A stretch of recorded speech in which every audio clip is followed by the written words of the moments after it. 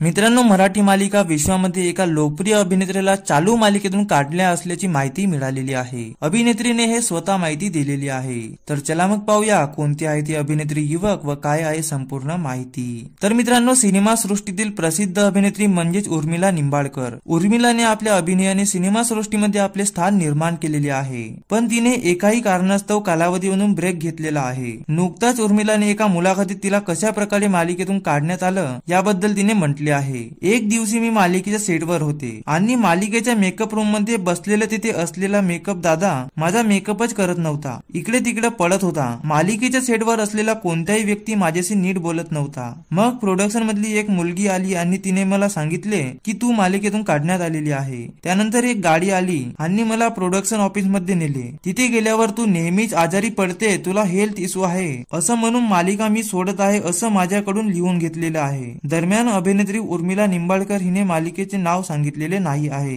पण तिला कशा प्रकारे चालू मालिकेतून काढण्यात आले या मुलाखतीत तिने सांगितले आहे। तर मित्रांनो, तुम्हाला अभिनेत्री उर्मिला निंबाळकर आवडतो का हे आम्हाला कमेंट मध्ये सांगायला विसरू नका। व असेच मराठी व्हायरल न्यूज बघण्यासाठी व्हिडिओला लाईक व चॅनलला सबस्क्राईब पण नक्की करा।